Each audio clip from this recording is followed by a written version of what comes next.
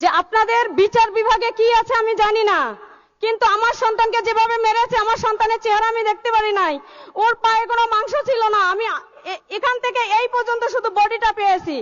সেই আইনে আপনাদের কি ধারাবাহিকতা আছে আমি জানি না, কিন্তু প্রকাশ্যে এই হাসিনা সহ এই দোষরদের প্রকাশ্যে আমার সন্তানদের যেভাবে মেরেছে তাদেরকেও ফাঁসিতে ঝুলিয়ে আধা মারা করে আমার সন্তানের মতো পুড়িয়ে দিতে হবে।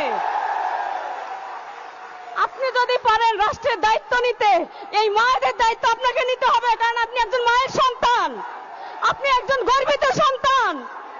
আপনার মাকে গর্ব করে আমি বলি, আজকে আপনি আমাদের পাশে বসে আছেন, আমাদের কাছে দাঁড়িয়ে আছেন। আমার একটা মাত্র সন্তান ছিল, আমার সন্তান দেশের জন্য জীবন দিয়ে গেছে সংগ্রাম করে, কিন্তু আমি সংগ্রামে নেমেছিলাম আমার সন্তানকে সুনাগরিক হিসেবে গড়ে তোলার জন্য।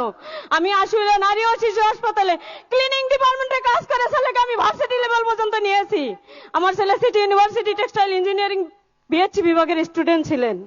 কিন্তু আমার কষ্টটা আমি আপনাকে বোঝাতে পারবো কিনা আমি জানি না, কিন্তু আমি বলে যাই, এই মায়ের হাহাকার আপনি কি জানি ভাবেন আমি জানি না।